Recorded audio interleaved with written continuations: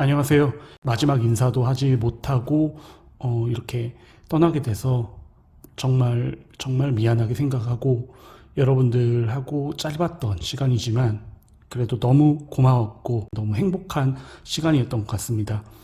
부디 남은 1학기 잘 보내시고 그리고 안전하고 즐거운 방학 보내길 기원합니다. 여러분들 응원하겠습니다. 감사합니다. 자원의 갈등과 발생 원인부터 보는데요. 수요와 공급 측면에서 발생 원인을 볼 수가 있는데요. 처음에 수요 증가는요. 여기에 들어가는 건 인구 증가입니다. 아무래도 인구가 증가하고 그리고 경제 발전, 인구 증가하고 경제가 발전으로 자원에 대한 수요가 지속적으로 증가하게 되는 거라고 보시면 될 것 같습니다.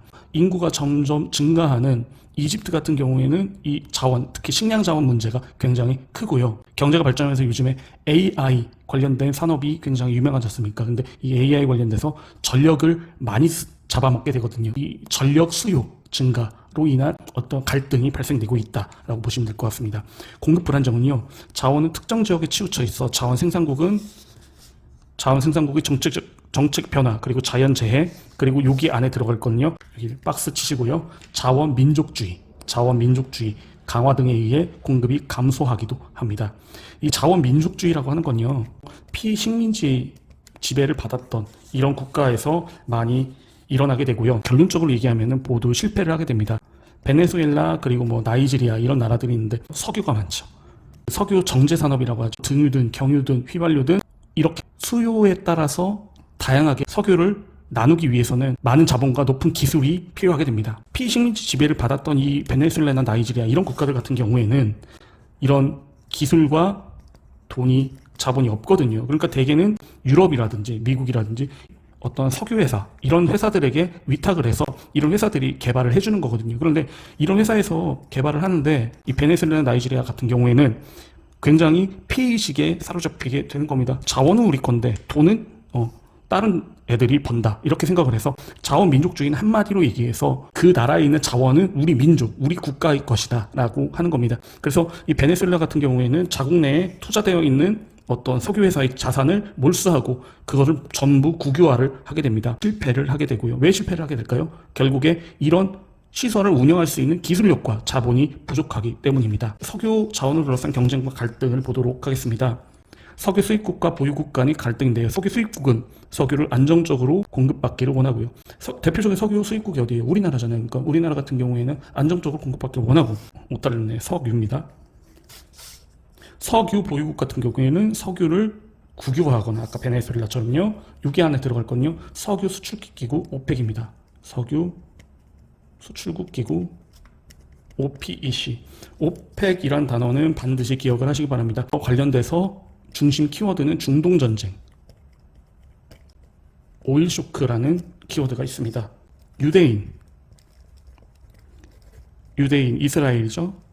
과 아랍인, 이슬람교를 믿는 아랍인들 간의 갈등이다라고 보시면 됩니다. 1945년도부터 이제 많은 유대인들이 이 팔레스타인 지방으로 몰리게 됩니다. 1942년부터 본격적으로 유럽 대륙에서 히틀러가 많은 유대인들을 죽이게 되거든요. 그래서 이 유대인들이 돈이 많은 유대인들 같은 경우에 미국으로 도망을 치고 상당수 많은 수십만 명의 유대인들이 어디로 도망을 치냐면 지중해를 건너서 바로 팔레스타인 땅으로 도망을 가게 됩니다.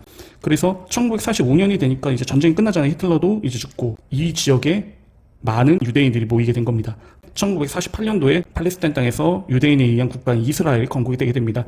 그러면서 이미 분쟁의 씨앗이 펼쳐진 거다라고 보시면 됩니다. 그래서 유대인과 아랍인들이 싸우게 된 전쟁이 크게 4차례에 걸쳐서 싸우게 된 게 바로 중동전쟁이다라고 보시면 됩니다. 1948년부터 1949년 이렇게 싸웠고요. 그리고 1953년 그리고 1967년 여러분이 기억하실 건 1973년입니다.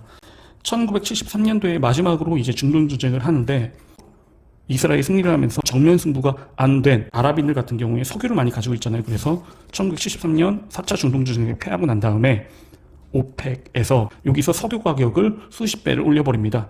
그러면서 전 세계적으로 경제적으로 굉장히 큰 쇼크가 오게 됩니다. 그래서 이거를 오일 쇼크라고 하고요. 이 오일 쇼크는 1973년, 그 다음에 1979년 이렇게 두 번의 오일 쇼크가 있었다라고 보시면 될 것 같습니다. 석유의 소유권을 둘러싼 갈등을 보도록 하겠습니다. 석유 매장지가 여러 국가에 걸쳐 있거나 경계가 분명하지 않은 바다가 있는 경우 주변 국가의 갈등이 발생하게 됩니다. 바다와 관련된 국제적 분쟁이 굉장히 많다라고 보시면 됩니다.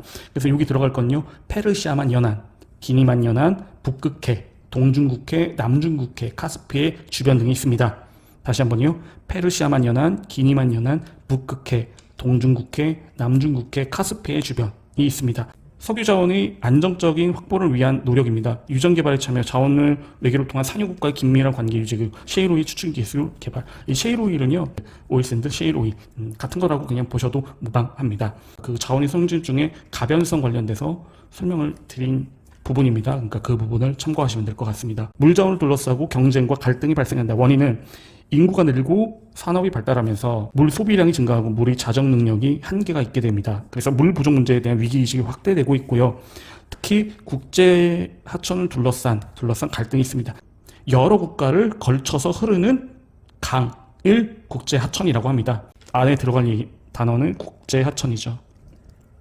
국제 하천의 이용을 둘러싸고 상류에 있는 국가와 하류에 있는 국가 간의 갈등이 일어나기도 한다.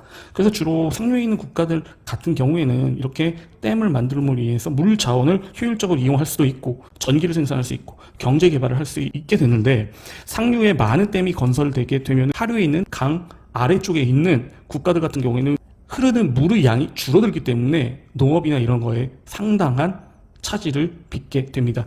티그리스강, 유프라테스강, 겐지스강, 그리고 뭐 나일강, 요르단강, 다뉴브강, 메콩강 등지 관련돼서 이런 분쟁이 있다라고 보시면 됩니다. 자, 그 다음에 식량 자원을 둘러싼 경쟁 갈등입니다. 식량 부족 문제는요, 기후 변화에 따른 농작물의 생산량 감소, 그리고 에너지용 곡물 수요 증가, 그리고 육류 소비 증가에 따른 사료용 곡물 수요 증가, 빠른 인구 증가에 따른 식량 수요 증가에 의해 발생한다. 그 인구 증가 속도를 그 식량 생산력이 따라가지 못하는 그런 이유 때문에 벌어지게 되는 문제라고 보시면 될 것 같습니다. 식량 자원을 둘러싼 갈등은요, 여기 안에는 국제 곡물 대기업의 영향력 행사, 국제 곡물 대기업의 영향력 행사 들어가면 됩니다. 국제 곡물 대기업의 영향력 행사에 따른 공급 불균형이 있고요. 그리고 생산과 이동이 원활하지 못한 경우 식량 자원의 확보를 위한 국가 간의 경쟁과 갈등이 심화된다라고 보시면 됩니다.